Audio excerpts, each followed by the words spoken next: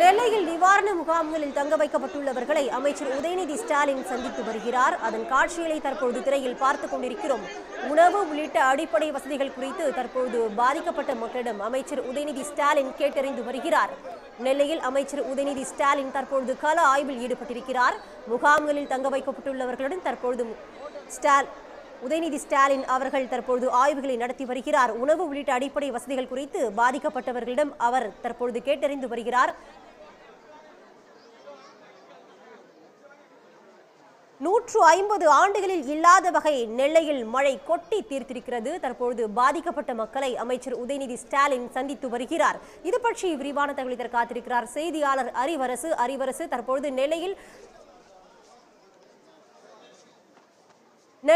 தற்பொழுது பாதிக்கப்பட்ட மக்கள் தங்க வைக்கப்பட்டுள்ள முகாம்களில் அமைச்சர் உதயநிதி ஸ்டாலின் சந்தித்து வருகிறார். பாதிக்கப்பட்ட மக்களுக்காக உணவு பொட்டலங்களை ஸ்டாலின் அவர்கள் தற்பொழுது வழங்கி வருகிறார். நெல்லையில் அமைச்சர் உதயநிதி ஸ்டாலின் ஆய்வுகளை நடத்தி வருகிறார். 150 ஆண்டுகளில் இல்லாத வகையில் நெல்லையில் மழை கொட்டி தீர்த்திருக்கிறது.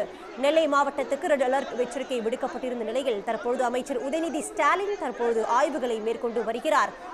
இது பற்றி விரிவான தகவலை தர காத்திருக்கிறார் செய்தியாளர் அறிவரசு. நெல்லையில் அமைச்சர் உதயநிதி ஸ்டாலின் எந்த முகாமில் ஆய்வு மேற்கொண்டு வருகிறார்? விவரங்கள் என்ன?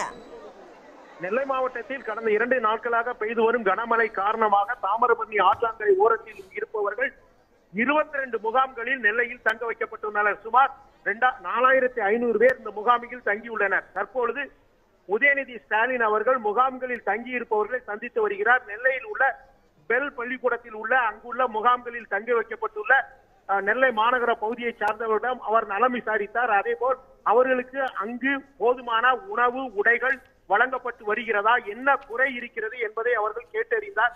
அவர்கள் தாங்கள் தாமிரபரணி ஆற்றாங்கரையில் இருக்கிறோம், எங்களுக்கு நிரந்தரமாக ஒரு வீடு கட்ட உதவி செய்ய வேண்டும் என்று அவர்கள் கேட்டுக்கொண்டார். மற்றபடி இந்த முகாம்களில் தங்க வைக்கத்திற்கும் எங்களுக்கு போதுமான உணவு அதே மாதிரி உடைகள் அத்தியாவசிய பொருட்கள் வழங்கப்பட்டு வருவதாகவும் கூறினார். இதனை அடுத்து அவர் நெல்லை மாநகரத்தில் மற்றொரு இடத்தில் உள்ள தச்சநல்லூரில் உள்ள ஒரு முகாமுக்கும் அதே போல் சிந்துபுந்தரையில் உள்ள முகாமுக்கும் அவர் செல்ல இருப்பதாக திட்டமிட்டுள்ளார்.